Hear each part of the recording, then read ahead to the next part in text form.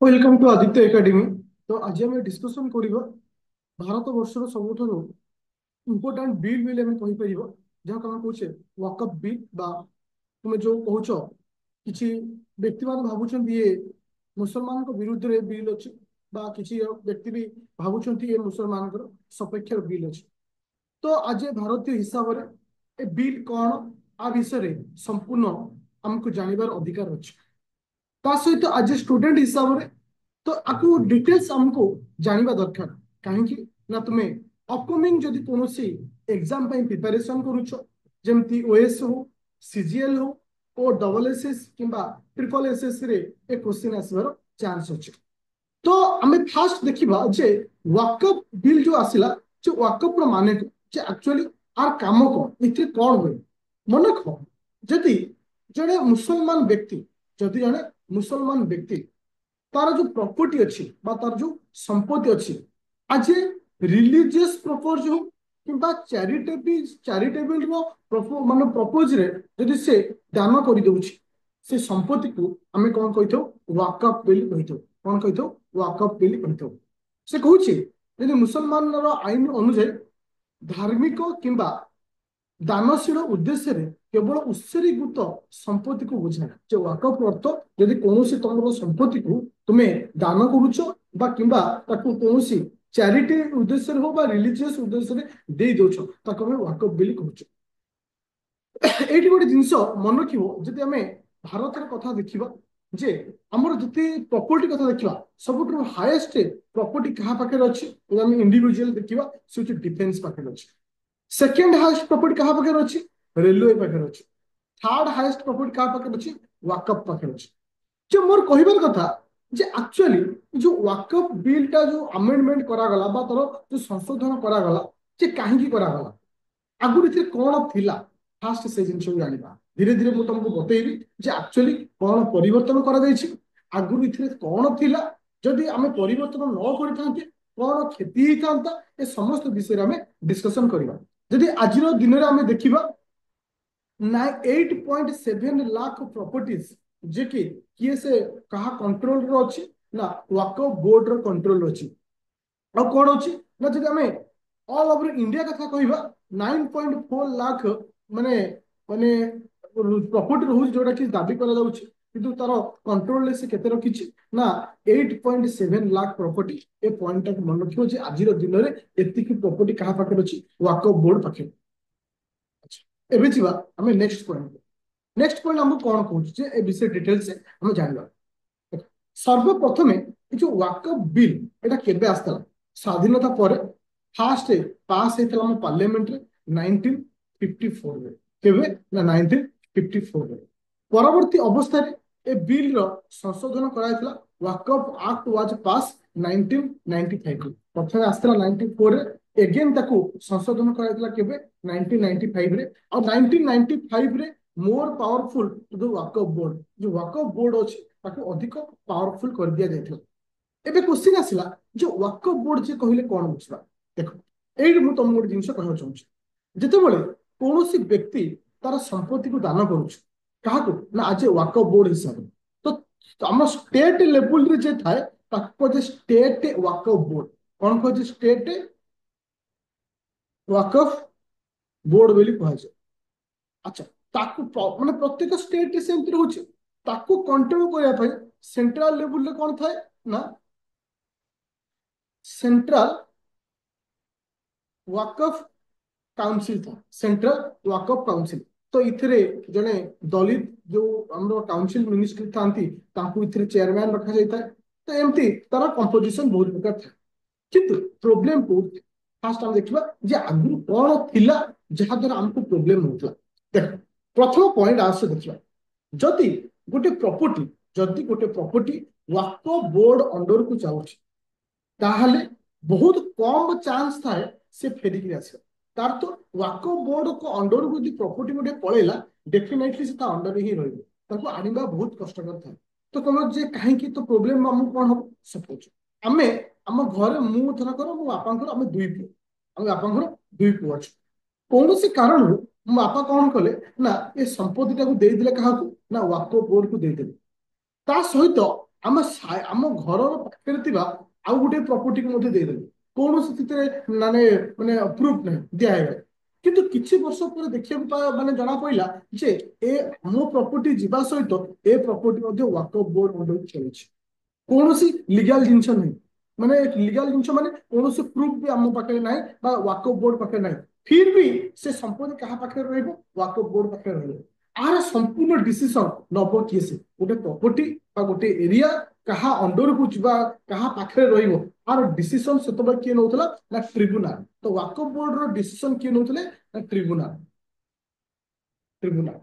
ଆଚ୍ଛା, ଯୋଉ ଟ୍ରିବ୍ୟୁନାଲରେ ଜଣେ ରିଟାୟାର୍ଡ ଜଜ ରହୁଥିଲେ, ଜଣେ ଇସଲାମିକ ସ୍କଲାର୍ସ ରହୁଥିଲେ, ଆଉ ଆସିଲା କିଏ? ସେ ନା ତୁମମାନଙ୍କର ଜଣେ ଷ୍ଟେଟର ସିଭିଲ ସର୍ଭିସ ଅଫିସର ଜଣେ ରହୁଥିଲେ। କିନ୍ତୁ ଗୋଟେ ଜିନିଷ ମନେ ରଖିଲେ ପ୍ରୋବ୍ଲେମ ଏଇଠି ହେଇଛି, ଯଦି କୌଣସି କାରଣରୁ ମୋର ଧରକ ଗୋଟେ ଡିସ୍ପ୍ୟୁଟ ପ୍ରପର୍ଟି ଅଛି, ଡିସ୍ପ୍ୟୁଟ ପ୍ରପର୍ଟିକୁ ମୁଁ ଜାଣୁଛି ପ୍ରପର୍ଟି ମୋର, କିନ୍ତୁ ଟ୍ରିବ୍ୟୁନାଲ କହୁଛି ଯେ ଇଏ କାହା ପାଖରେ ରହିବ? ୱାକଫ ବୋର୍ଡ ପାଖରେ ରହିବ। ତାହେଲେ ମୁଁ ଆଉ କିଛି କରିପାରିବି ନାହିଁ। ନା ମୁଁ ସୁପ୍ରିମକୋର୍ଟକୁ ଯାଇପାରିବି, ନା ମୁଁ ହାଇକୋର୍ଟକୁ ଯାଇପାରିବି, ନା ମୁଁ ତାଙ୍କ ଏଗେନଷ୍ଟରେ କେସ୍ କରିପାରିବି। ଯେ ସବୁଠାରୁ ମୁଖ୍ୟ ପ୍ରୋବ୍ଲେମ ଥିଲା ଏଗୁଡ଼ାକ। ଯୋଉ ଡିସ୍ପ୍ୟୁଟ ପ୍ରପର୍ଟି ଉପରେ ଯେ ଡିସିସନ ଟ୍ରିବ୍ୟୁନାଲ ତାଙ୍କ ସପୋର୍ଟରେ ଦେଇ ଦଉଛି, ଅପୋଜିଟ ପାର୍ଟି କୌଣସି ଆଡକୁ ଯାଇପାରିବ ନାହିଁ, ନା ସେ ସୁପ୍ରିମକୋର୍ଟକୁ ଯାଇପାରିବ, ନା ଯେ ହାଇକୋର୍ଟକୁ ଯାଇପାରିବ। ତାହେଲେ ୱାକଫ ବୋର୍ଡରେ ଯୋଉ ଆଗରୁ ଯୋଉ କନସେପ୍ଟ ଥିଲା ଯେ ଯଦି ଗୋଟେ ପ୍ରପର୍ଟି ୱାକଫ ବୋର୍ଡ, ତୁମେ ଦେଖିଥିବ ଏବେ ରିସେଣ୍ଟଲି କେରଳ କେସ୍, 6ଟା ଗାଁ ଯୋଉଟା କି ଦୀର୍ଘ ବର୍ଷ ହେଲାଣି ତାଙ୍କ ଜେଜେବାପା ଅମଳରୁ ସେଠି ସେ ରହି ଆସୁଛନ୍ତି, କିନ୍ତୁ ଏବେ ବାହାରିଲା ସେ ପ୍ରପର୍ଟିଟା କାହା ଅଣ୍ଡର ଅଛି? ୱାକଫ ବୋର୍ଡ ଅଣ୍ଡରରେ ଅଛି। ତାଙ୍କ କତିରେ ଲିଗାଲ କିଛି ଜିନିଷ ନାହିଁ, ଫିର ବି ଯେହେତୁ ୱାକଫ ବୋର୍ଡ ଅଣ୍ଡରରେ ଅଛି, ସେ ତାଙ୍କ ଦାବି ରହିଲା ଯେ ଏଇ ଜାଗା ହଉଛି ଆମର। ଏଇ ଯୋଉ ପ୍ରୋବ୍ଲେମ ଅଛି ସାରା ଭାରତ ବର୍ଷରେ, ଏଇ ଯୋଉ ଇସ୍ୟୁ ଅଛି ଯେ ଜମି ଗୋଟେ ୱାକଫ ବୋର୍ଡକୁ ଯାଉଛି, କିନ୍ତୁ ସେ ୱାକଫ ବୋର୍ଡର କି ନାହିଁ ଆମେ ଠିକ ସେ ଆମର ଭେରିଫିକେସନ କରାଯାଉ ନାହିଁ। ତ ଆକୁ ନେଇକି କିଛିଟା ସଂଶୋଧନ କରିବା ପାଇଁ ତୁମମାନଙ୍କୁ ଏଇ ବିଲ୍ ଅଣାଯାଇଛି। ଯୋଉ ବିଲ୍ ଅଣାଯାଇଥିଲା ପ୍ରଥମେ କେବେ ଲୋକସଭାରେ ଇଣ୍ଟ୍ରୋଡ୍ୟୁସ କରାଯାଇଥିଲା? ନା 8 ଅଗଷ୍ଟ 2024 ଆକୁ ଲୋକସଭାରେ କଣ କରାଯାଇଥିଲା? ନା ଇଣ୍ଟ୍ରୋଡ୍ୟୁସ କରାଯାଇଥିଲା। ଆଚ୍ଛା, ଏବେ ଦେଖିବା କଣ ସବୁ ପରିବର୍ତ୍ତନ ହେଇଛି। ଏବେ ଦେଖିବା କଣ ସବୁ ପରିବର୍ତ୍ତନ ହେଇଛି। ତା ପୂର୍ବରୁ ଆଉ ଥରେ ଟିକେ କହିଦଉଛି ଯେ ୱାକଫ ବୋର୍ଡର ପରିବର୍ତ୍ତନ ବା ଆମେଣ୍ଡମେଣ୍ଟ କରିବାର କାରଣ କଣ ଥିଲା। ଆଉ ଥରେ ଟିକେ କହିଦଉଛି। ପ୍ରଥମ କଥା, ୱାନ୍ସ ଏ ୱାକଫ ଅଲୱେଜ ଏ ୱାକଫ। ତା ତ ଯଦି ଗୋଟେ ସମ୍ପତ୍ତି ୱାକଫ ବୋର୍ଡ ଅଣ୍ଡରକୁ ଯାଉଛି, ତାହେଲେ ସେ ସବୁଦିନ ପାଇଁ ଗଲା, ଆଉ ଫେରିବାର ଚାନ୍ସ। କୌଣସି ପ୍ରକାର ଜୁଡିସିଆରୀ ରିଲେଟେଡ କିଛି ଜଜମେଣ୍ଟ ଆ ପାଖରେ ନଥିଲା। ଦ୍ୟାଟ ମିନ୍ସ ଯଦି ତୁମେ ଚାହିଁଲେ ନା ସୁପ୍ରିମକୋର୍ଟକୁ ଯାଇପାରିବ, ନା ହାଇକୋର୍ଟକୁ ଯାଇପାରିବ, କେବଳ ଟ୍ରିବ୍ୟୁନାଲ ଯାହା କହିବ ତାଙ୍କର ସେଇଆ ହିଁ ଫାଇନାଲ। ଆଉ କଣ ଯେ ଗୋଟେ ପ୍ରପର ସର୍ଭେ ହେଉନଥିଲା। ସପୋଜ ଗୋଟେ ଏରିଆ, ଏଇ ଏରିଆଟା ତୁମର ୱାକଫ ବୋର୍ଡ ଅଣ୍ଡରରେ ଯାଇ ଅଛି, ପ୍ରପର ସର୍ଭେ ନାହିଁ ଯେ ଆକ୍ଚୁଆଲି ସେ ଲୋକ ଯିଏ ଦେଇଛି ତାର ସମ୍ପତ୍ତି କି ନାହିଁ, ସେ ନା ସେ ମିଛରେ ଇଲିଗାଲି ୱେରେ ଆମକୁ ଦେଇଛି, କଣ କୌଣସି ପ୍ରପର ସର୍ଭେ ନାହିଁ। ତ ଏ ସମସ୍ତ ଯୋଉ ପ୍ରୋବ୍ଲେମ ସୃଷ୍ଟି ହେଇଥିଲା ତାକୁ ନେଇକିରି ଏ ବିଲକୁ ଅଣାଯାଇଛି। ଏବେ ଆମେ ଦେଖିବା ଏ ବିଲରେ କଣ ସଂଶୋଧନ କରାହେଲା। ଦେଖ, ତାପରେ ଆସିଲା Waqf amendment bill 2024। Waqf amendment bill 2024। ପ୍ରଥମ ଏ ବିଲରେ 1995 ଯୋଉ ଥିଲା ଯୋଉ ୱାକଫ ବିଲ୍ ଯୋଉ ଆକ୍ଟ ଥିଲା, ତାର ନାଁକୁ ପରିବର୍ତ୍ତନ କରି ୟୁନିଫାଏଡ ୱାକଫ ମ୍ୟାନେଜମେଣ୍ଟ କରାଗଲା। ପ୍ରଥମ ଅଛି ତାର ନାଁକୁ ପରିବର୍ତ୍ତନ କରାଯାଏ, କଣ ନା ୟୁନିଫାଏଡ ୱାକଫ ମ୍ୟାନେଜମେଣ୍ଟ କରାଯାଏ। ଆଚ୍ଛା, ଇଏ ହଉଛି ଫାଷ୍ଟ ପଏଣ୍ଟ। ତାପରେ ଆଉ କଣ କରାଯିବ? ନା ଆଉ ଗୋଟେ ଜିନିଷ ହଉଛି ଇମ୍ପୋର୍ଟାଣ୍ଟ ଆସିଲା ଯେ, ତ ଦେଖ ଆଉ ଗୋଟେ ପ୍ରୋବ୍ଲେମ ହଉଛି, ସପୋଜ ଦେଖ ଯେ ଜଣେ ବ୍ୟକ୍ତି ଆଜି ଇସଲାମ ଧର୍ମ ଗ୍ରହଣ କଲା, ସାଙ୍ଗେ ସାଙ୍ଗେ ସେ ତା ସମ୍ପତ୍ତିକୁ ୱାକଫ ବୋର୍ଡକୁ ଦାନ କରିଦେବ। ଏମିତି ବହୁତ ସାରା କେସ୍ ମଧ୍ୟ ଦେଖିବାକୁ ଆମେ ପାଇଛି। ତ ସେଥିପାଇଁ ଏ ବିଲରେ କୁହାଯାଇଛି ଯଦି ଜଣେ ବ୍ୟକ୍ତି ଆଟଲିଷ୍ଟ 5 ଇୟର, ଯଦି 5 ବର୍ଷ ଇସଲାମ ଧର୍ମ ସହିତ ସେ ଥିବ ଆଉ ତାର ସେ ପ୍ରପର୍ଟି ହେଇଥିବ, ସେ ହିଁ ଦେଇପାରିବ। ଯଦି ସପୋଜ କାଲି ସକାଳେ ଜଣେ ଖ୍ରୀଷ୍ଟିଆନ ହଉ ବା ଗୋଟେ ହିନ୍ଦୁ ହଉ, କେହି ଜଣେ ଇମିଡିଏଟଲି ମୁସଲମାନ ଧର୍ମ ଗ୍ରହଣ କଲା, ଧର୍ମ ଗ୍ରହଣ କଲା ମାନେ କରୁ କରୁ ତାର ସବୁ ସମ୍ପତ୍ତି ସେ ଦେଇଦବ କାହାକୁ? ନା ୱାକଫ ବୋର୍ଡ ଅଣ୍ଡରକୁ ଦେଇଦବ। ତାର ତ ଯେ ଇଏ ଗୋଟେ ମାନେ ଇଲିଗାଲି ୱେରେ ଗୋଟେ କ୍ରାଇମ ଟାଇପ ର ବସିବ। ଯେ ସାଧାରଣତଃ କଣ ହବ ନା ୱାକଫର ସମ୍ପତ୍ତି ଏତେ ଯେ ବଢିଯିବ, ଗୋଟେ ଦିନ ଆସିବ ଯେ ତାକୁ ମ୍ୟାନେଜ କରିବା ପାଇଁ ସବୁ ଜିନିଷର ପ୍ରୋବ୍ଲେମ ହେବ। କାହିଁକି ନା ଯଦି ମୁଁ ତମକୁ ଗୋଟେ ଏକ୍ସାମ୍ପଲ ଦଉଛି, ଦେଖ ତୁମେ ଜାଣିଥିବ ଜଗନ୍ନାଥଙ୍କ ଜମି ଆମ ଓଡିଶାର ବହୁତ ଜାଗାରେ ଅଛି। ଯଦି ଜଗନ୍ନାଥଙ୍କ ଜମି ଆମର ବଢି ଚାଲିବ, ଆମ ଧର ମୋ ଗାଁରେ ଧର ମୁଁ କଣ କଲି ନା ମୋ ସମ୍ପତ୍ତି ଜଗନ୍ନାଥଙ୍କୁ ଦେଇଦେଲି, ମୋ ଆମ ଜଣେ ଗାଁରେ ଆଉ ଜଣେ ଦେଇଦେଲା, ତାହେଲେ ମତେ କୁହ ସାରା ଓଡିଶାରେ ଜଗନ୍ନାଥ ଜମି କେତେ ବଢିଯିବ? ଜଗନ୍ନାଥଙ୍କ ଜମି ଏତେ ସାରା ବଢିଯିବ, ତା ପର ଅବସ୍ଥାରେ ଯୋଉ ପିଢି ଆସିବେ ସେ କଣ କରିବେ? ତାଙ୍କ ବି ଜାଗା କାହିଁ, ସେ କଣ କରିବେ? ତ ଏଇ ହଉଛି ଅସୁବିଧା। କାହିଁକି ନା ୱାକଫ ବୋର୍ଡରେ ସେଇ କନସେପ୍ଟ ଥିଲା, ଯଦି ୱାକଫ ବୋର୍ଡ ଗୋଟେ ଜମି ଯାଉଛି ସେ ରିଟର୍ନ ଆସିବନି। ଏବେ କୋଶ୍ଚିନ୍ ଉଠୁଥିବ ସେ ଜମିକି ନେଇ ସେ କଣ କରୁଥିଲେ? ନୋ ଡାଉଟ ସେଥିରେ କୌଣସି ପଲିଟିକାଲ ପାର୍ଟି ସହିତ ରିଲେଟେଡ ନଥିଲା। नो डाउट ସେମାନେ ଇକୋନୋମିକାଲ ଡେଭଲପମେଣ୍ଟ ପାଇଁ କାମ କରିବେ, ଯେମିତି ମସଜିଦ ତିଆରି କରିବା, କଲେଜ ତିଆରି କରିବା, ସ୍କୁଲ ତିଆରି କରିବା, ହସ୍ପିଟାଲ ତିଆରି କରିବା, ସେଇ ଜିନିଷ କରିପାରିବେ। ମୁଁ ତମକୁ କହୁଛି ଗୋଟେ ପିଲା ଦେଖ, ଯେ ଗୋଟେ ହସ୍ପିଟାଲ ହଉ, ସ୍କୁଲ ହଉ, କିମ୍ବା ତମର ଗୋଟିଏ କଲେଜ ହଉ, କେତେ ଜାଗା ଦରକାର? ତା ତ ଯଦି ୱାକଫ ବୋର୍ଡର ସମ୍ପତ୍ତି ଦିନକୁ ଦିନ ବଢି ବଢି ଚାଲିବ, ସପୋଜ ଭାରତରେ ଯଦି ଆମେ ଦେଖିବା, ଧରକ ଇଏ ହଉଛି ଭାରତ ବର୍ଷ ହଉଛି, ଧରକ ଭାରତରେ ଯେତିକି ଅଛି ୱାକଫ ବୋର୍ଡ ସମ୍ପତ୍ତି, ଯଦି ଆମେ ତା ଏଗେନ୍ଷ୍ଟରେ କିଛି ଆକ୍ସନ ନ ନେବା, କାଲି ସକାଳେ ସେ 2 ଗୁଣା ହବ, ତାପରେ ଆଉ 3 ଗୁଣା ହବ, ଏମିତି ଦିନକୁ ଦିନ ବଢି ବଢି ଚାଲିବ। ନୋ ଡାଉଟ ସେମାନେ ତାଙ୍କ ରୁଲ ଅନୁଯାୟୀ ସେ କେବଳ ଇକୋନୋମିକାଲ ବେନିଫିଟରେ ହିଁ କାମ କରିବେ, କିନ୍ତୁ ସମ୍ପତ୍ତି କାହା ପାଖକୁ ପଳେଇଗଲା? ୱାକଫ ବୋର୍ଡ ପାଖକୁ ପଳେଇଲା।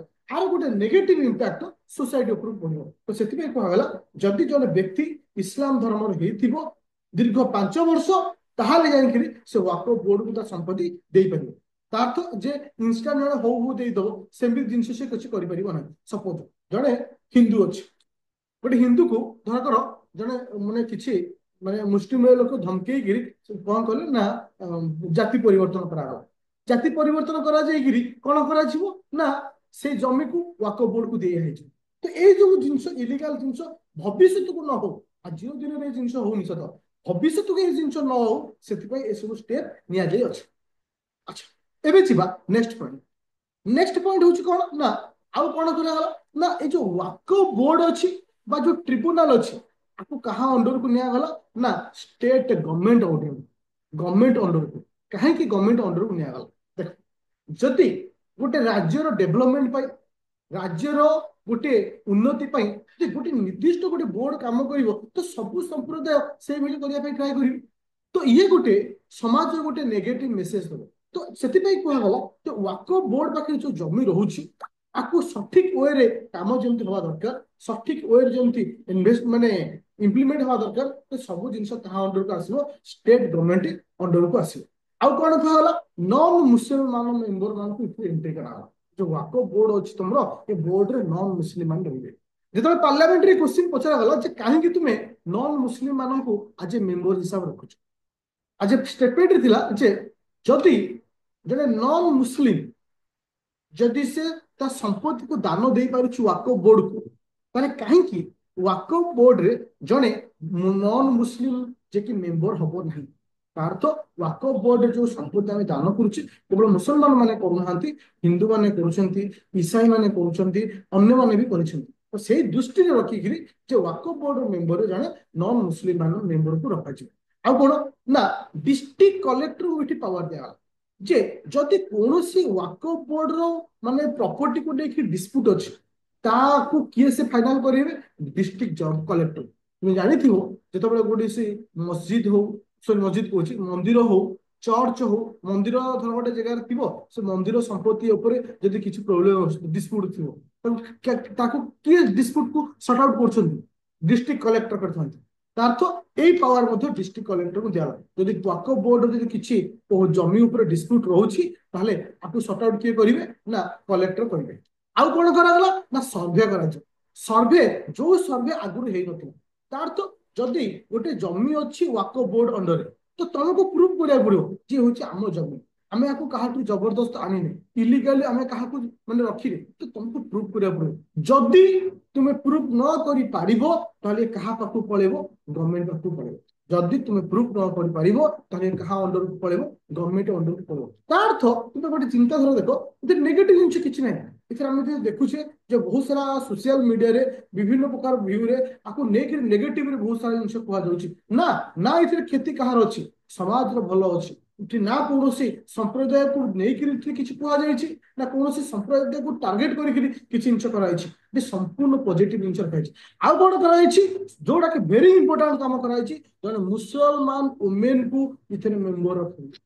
अर्थ जो बोर्ड तैयारी हम से बोर्ड जन महिला मुसलमान हुए कहीं तुम देखि महिला मान सबुथ सम्मान दि जाऊँगी सबुथ आगू बढ़ा जाऊँगी से पार्लियामेंट हो से सरकारी चाकरी हो तो से मुसलमान वुमेन को रखा आ दुई जन नॉन मुस्लिम को रखा आउ गोटे जिन कौन कराई जो ट्रिब्यूनाल जो कठोर ट्रिब्यूनाल जो डिसीजन अच्छी तुम्हें जो ट्रिब्यूनाल जो डिसीजन दब से डिसीजन को लेकर तुम चैलेंज कर कोठी ना हाईकोर्ट रे चैलेंज कर विदिन 90 डेज के दिन रे विदिन 90 डेज जदि कौन कारण तुम अनुभव करुच तुम संपत्ति तुम तुम दान देना तुम मुसलमान भी होता तुम हिंदू होता तुम ख्रिस्टियन होता फिर भी तुम ट्रिब्यूनाल तुमको कौन ना ये जमी हूँ वाकफ बोर्ड तुम ताकू नहीं तुम हाईकोर्ट को जापर जदि ओभरऑल आम देखा जे ये जो वाकफ बिल आसी आमेंडमेंट आपको करा इतने कौन नेगेटिव ही एते नहीं जी आम भावुचे बर्तमान आम जहाँ भविष्य को लक्ष्य कर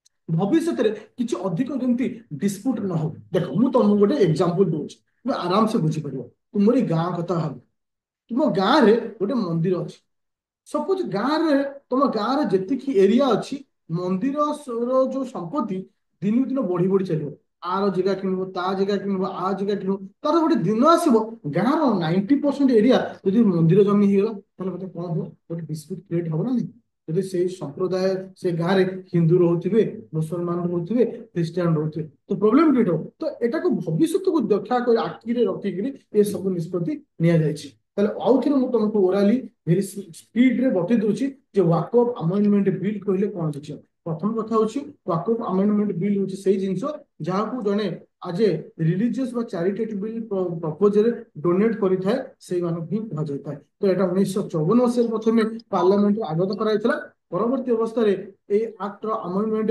संशोधन कराइला 1995 रे जोटा आउ थे संशोधन करने 2024 8 अगस्त रे बिल को इंट्रोड्यूस कर तो इथे कौन है ना प्रथम परिवर्तन कर आसला जो वाकफ बोर्ड को जो संपत्ति जाऊँगी तो संपत्ति जन मुसलमान मिनिमम 5 वर्ष होता दरकार कि से व्यक्ति आज मुसलमान हिसाब से 5 वर्ष थी दरकार ता सहित किसी आउ परिवर्तन होती वाकफ बोर्ड और ट्रिब्यूनाल जो पावर थिला स्टेट गवर्नमेंट पाखु जाऊँगी नॉन मुस्लिम मान आड कर वुमेन मान आड कर डिस्ट्रिक्ट कलेक्टर पाखे पावर रोचे जो डिस्प्यूट केसेस रोचे से समाधान करने ट्रिब्यूनाल पाखे जब कौन कारण मानते साटिस्फाक्ट जो व्यक्ति न पारे तो से 90 दिन भितर कौटी जापर ना हाईकोर्ट को जापर आउ कौन कराई यार सर्वे कर जो जमी एक्चुअली वाकफ बोर्ड डिमांड करुच्ची प्रकृत से तार वाकफ बोर्ड जमी ना से सरकारी जमी को अधिकार कर कौन प्राइवेट प्रॉपर्टी को जबरदखल कर रखी कहीं तुम जो रिसेंट केस जानते